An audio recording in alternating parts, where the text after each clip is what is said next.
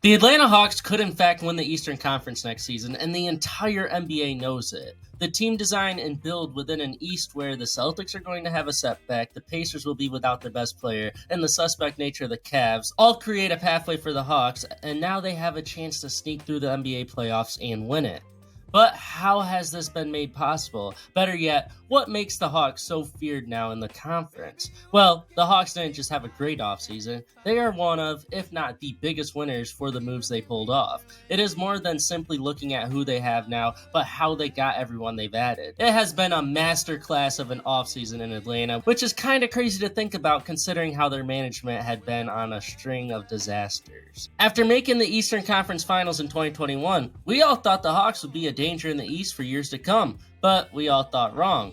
Management kept putting together bad off seasons, bad trade deadlines, and just overall bad moves, leading to a massive setback of the roster. Flash forward to right now, the Hawks will be back, and the terror in the East we once thought they could be. Here's why. Everything starts with Trae Young, one of the most overhated players in the league due to many factors. The one thing we cannot deny about Trae Young is how he has been a model of consistency in the league, constantly being snubbed of All-Star games despite being a reliable 25-10 guy over the years. He still gets no recognition due to the two factors people look at, his defense and efficiency. However, the one argument I like to point out about that is that he has been playing on a roster that does not fit around him, as the front office has completely missed on all moves designed to better the team. Since Trae led the team to the conference finals, the supporting cast has progressively got worse since then. Looking at someone who struggles with efficiency, you would ideally like players who fit the profile of having floor spacing ability, are lob threats, can play off the ball, play around him, as he is a prolific passer and a gifted scorer in space. They did quite the opposite of that by acquiring DeJounte Murray, an on-ball player who does not complement Trae. They've not improved in the center department, and they've added no quality wing shooting. Most importantly though, the biggest flaw in the Hawks' talent acquisition prior to this offseason, the lack of defense they have added. His biggest criticism, which should have gone out the window by now, has been his inability to defend, which he has become much better at the past 2 seasons. Regardless, having an elite shot blocking center that can be a lob threat as much as a force would be ideal. Having 3-and-D wings who can knock down shots and lock up on defense would be ideal. And having complements to a system designed around Trae Young would have been ideal. But it was not done, causing them to be a mediocre team that on paper was ugly, yet carried by the All-Star. After the way this offseason has went for the Hawks, Trae Young now has a competent roster that can make noise in the East and win it.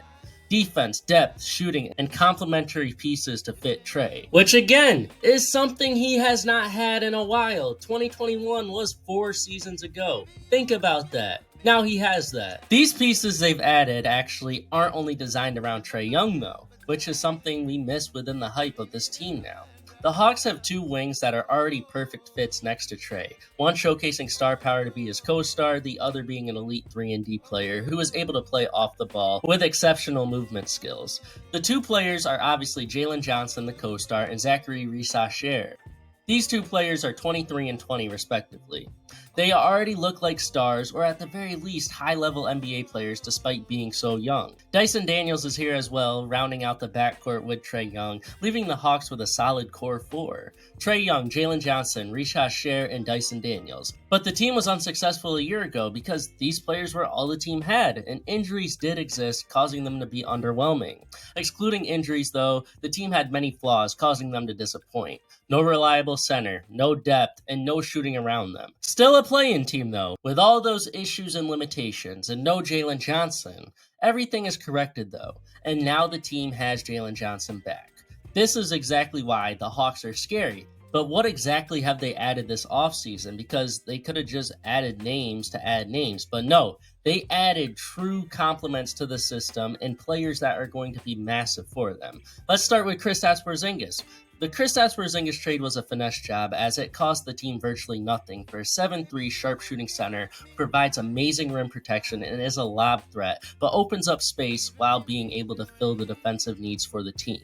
In a contract year, knowing what he did the last time he had a contract year in Washington, it gives a lot of optimism about a player who has a lot to prove and is a one-year rental at worst. I love the Porzingis move for the Hawks. Nickeil Alexander-Walker, the sixth man for the Hawks now, who can light it up from three and is a lockdown defensive guard. He provides insane versatility to the Hawks, as if they want a small ball lineup or a defensive lineup out on the floor, he will be highly valuable and adjustable to that. He can also fill the role for any starter at the 1 through 3 positions. He was an amazing pickup and a steal for the Hawks, and is going to be a game-changing sixth man they needed.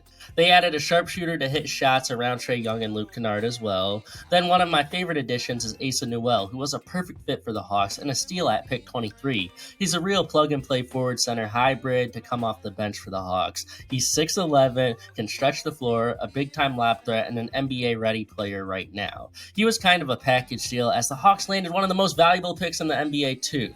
It was a big-time win for the draft, and getting Asa Newell and that pick are going to show for the Hawks for years to come. As you could see, heading into the offseason, the Hawks needed another guy that could play defense and be a guard that could shoot the ball and hit threes and just be a very reliable player to come off the bench with these young players, with the young core four, I should say.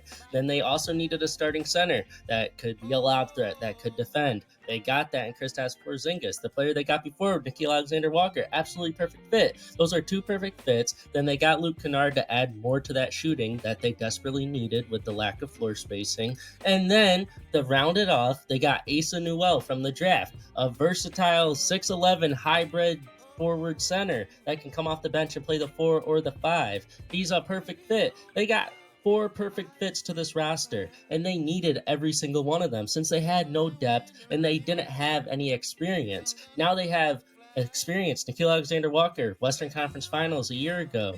Actually, back-to-back years, I should say. Kristaps Porzingis just won an NBA title 2 years ago. And then you got Luke Kennard, who's a veteran. Every player added is highly valuable to the success of the Hawks and will be crucial to the success of the team headed into 2026. Great depth, defense, and shooting now. Every player is adaptable and versatile, which is something you cannot say about many teams. All players will be able to be connected to the team and will come together for the chance of winning. The Atlanta Hawks after this offseason have followed the exact model teams who have been winning, such as OKC and Indiana did, and look at where they were. They were finals teams. They literally played in the finals this year, following the same model.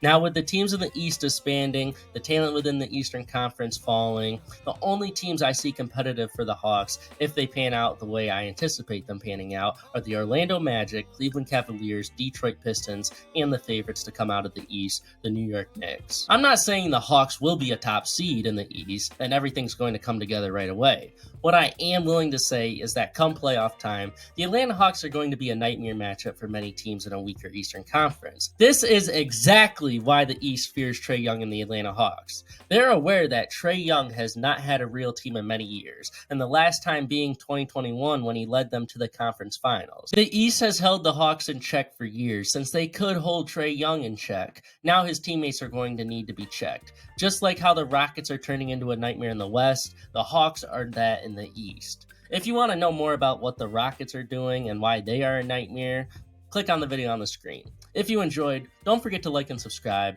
I'm trying to make a video on all 30 teams this offseason, so let me know who you want me to talk about next. Y'all stay safe. Have a good one. Bye.